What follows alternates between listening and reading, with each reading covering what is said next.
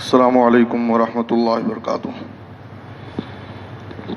بسم اللہ الرحمن الرحیم۔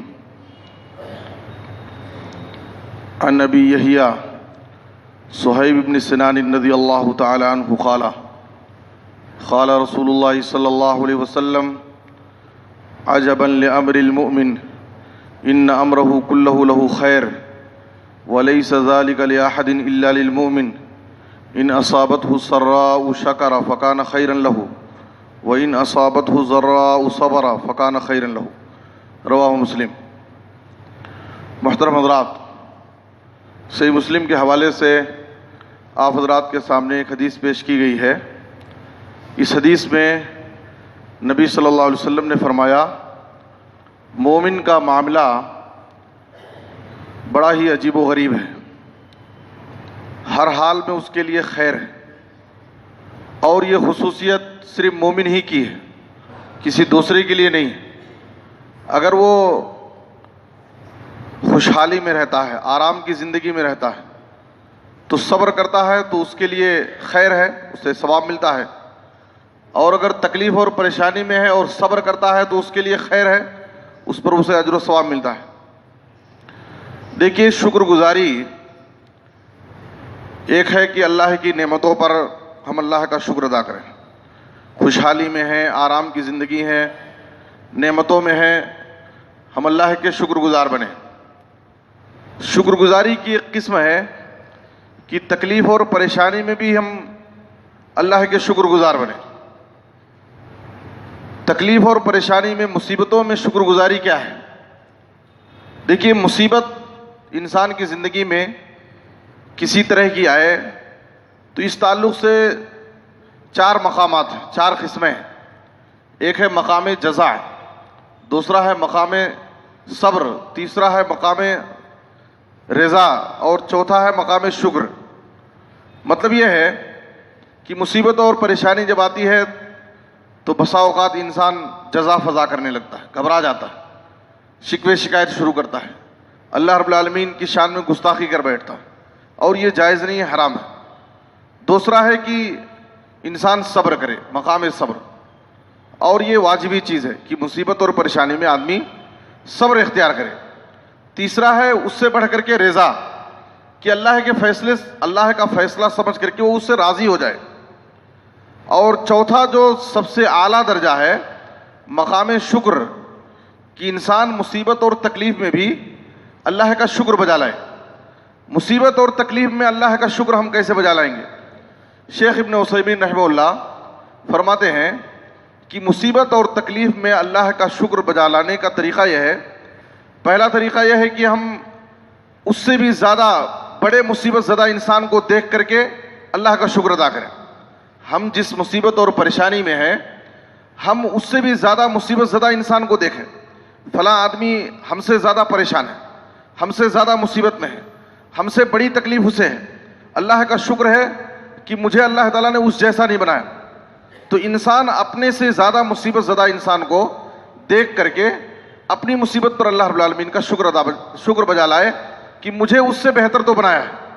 اور دوسرا، مصیبت اور تکلیف میں شکر بجا لینے کا طریقہ یہ ہے کہ انسان یہ سوچے کہ اللہ رب العالمین کی طرف سے ہے، اللہ کے فیصلے سے راضی ہو جائے، اور یہ سوچے کہ اگر میں صبر کروں گا تو یہ تکلیف اور پریشانی بھی میرے گناہوں کا کفارہ ہے، میرے درجات کی بلندی کا ذریعہ ہے۔ اس سے پہلے بڑے بڑے پیغمبروں کو آزمایا گیا، ان کی زندگیوں میں بڑی بڑی تکلیفیں آئیں، اور جو جس قدر دین میں، ایمان میں سخت ہوگا، اس کی آزمائش بھی اسی طرح سے سخت ہوگی۔ تو انسان مصیبت کو اپنے گناہوں کے مغفرت، اپنے گناہوں کا کفارہ اور رفع درجات کی بلندی کا ذریعہ اور سبب بنے۔ اسی لیے قرآن مجید میں اللہ تعالیٰ نے سورہ سبا آیت نمبر 13 میں کہا وَخَلِيلٌ مِّنْ عِبَادِيَ الشَّكُورُ، میرے شکر گزار بندے بہت کم ہیں۔ دیکھیے، ایک ہے شاکر اور دوسرے ہے شکور، اور دونوں میں فرق ہے۔ اللہ تعالیٰ نے کہا کہ میرے شکور بندے بہت کم ہیں۔ شکور کیا ہے؟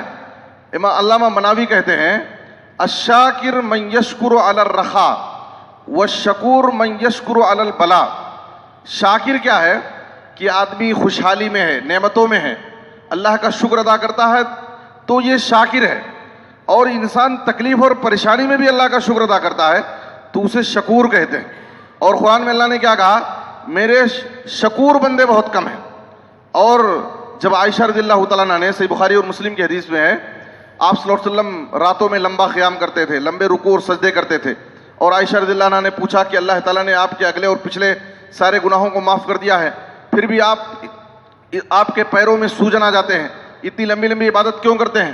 تو آپ صلی اللہ علیہ وسلم نے کیا کہا؟ افلا اکونا عبدا شکورا. آپ صلی اللہ علیہ وسلم نے شکورا کہا. کیا میں چاہتا ہوں کہ اللہ کی عبادت کر کے اللہ کا شکر گزار بندہ بننا چاہتا ہوں. اس لیے کہ قرآن میں اللہ تعالیٰ نے سورہ زمر کی آیت نمبر 60 پر 6 میں اللہ تعالیٰ نے آپ کو دونوں کا حکم دیا، فَلِلَّهَ وَعْبُدْ وَكُن مِّنَ الشَّاكِرِينَ. اے نبی صلی اللہ علیہ وسلم، آپ صرف اللہ کی عبادت کیجئے اور شاکروں میں سے ہو جائیے، شکر گزار بندوں میں سے ہو جائیے.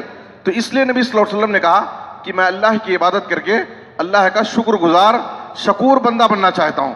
تو اس لیے تکلیف اور پریشانی میں بھی اللہ کے فیصلے سے راضی ہونا اور اپنے سے زیادہ مصیبت زدہ انسان کی تکلیف کو دیکھ کر کے خوش ہو جانا، اللہ کا شکر بجا لانا، یہ ایک مومن کی صفت ہے اور یہ ایک مومن سے مطلوب ہے.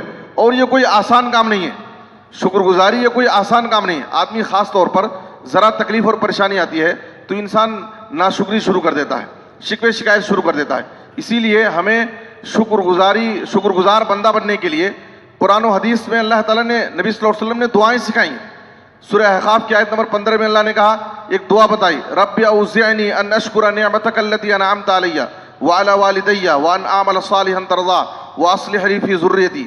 اور یہی دعا سورہ نمل کی آیت نمبر 19 میں بھی ہے. اور نبی صلی اللہ علیہ وسلم دعا کرتے تھے، ابو داؤد اور ابن ماجہ کی حدیث ہے، رب اجعلنی لک شکارا، اے میرے رب تو مجھے بہت زیادہ شکر گزار بنا. اور آپ صلی اللہ علیہ وسلم نے معاذ بن جبل کو نصیحت کی کہ ہر فرض نماز کے بعد یہ دعا پڑھو، اللہم اعنی علی ذکرک و شکرک و حسن عبادتک. اے اللہ تو مجھے تیری نعمتوں کا پر شکر بجا لانے، تیرا شکریہ ادا کرنے میں اللہ تو میری مدد کر، تیرا شکریہ ادا کرنے میں اللہ تو میری مدد کر. تو انسان اللہ رب العالمین سے مدد مانگے. تو اللہ تعالیٰ نے قرآن مجید میں دعا سکھائی.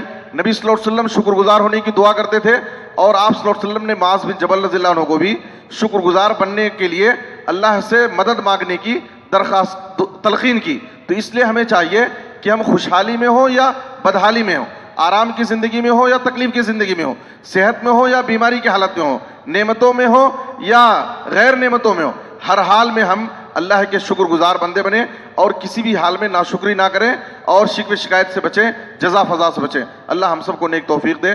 آمین. صلی اللہ علیہ نبینا محمد و آلہ وصحبہ اجمعین.